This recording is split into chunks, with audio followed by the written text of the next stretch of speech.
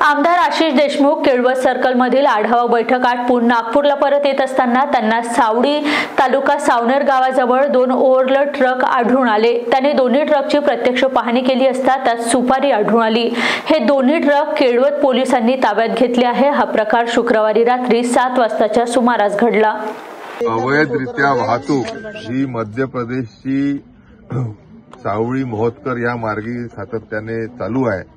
नक्कीच त्याच्यामध्ये काही गोड बंगाल जरूर आहे। ते रॉयल्टी वाचून राहिले, ते ओव्हरलोड चालून राहिले, ते सोबतच टोल हा देखील वाचवण्याचा अवैधरित्या प्रयत्न करून राहिले आणि त्या माध्यमातून ग्रामीण रस्ते हे खराब करण्याचं काम हे गिरोह करून राहिले। या गिरोहचा पर्दाफाश करण्यासाठी आम्ही पोलीस विभागाला अधिकाऱ्यांना सांगितलं आहे।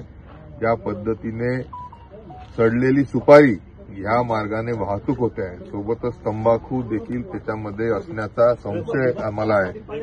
लाखो रुपयाची रॉयल्टी, लाखो रुपयाचा कर हा महाराष्ट्राचा चुकवण्याचे जे कोणी प्रयत्न करतायत त्यांच्यावर कडक कारवाई पोलीस प्रशासनाच्या माध्यमातून, अबकारी विभागाच्या माध्यमातूनच नव्हे तर ज्या पद्धतीने त्यांनी सडलेली सुपारी विकण्याचा हे केला आहे, फूड अँड ड्रग्ज ऑथॉरिटीच्या वतीने देखील त्यांच्यावर सक्त कारवाई ही केल्याशिवाय आम्ही आता थांबणार नाही।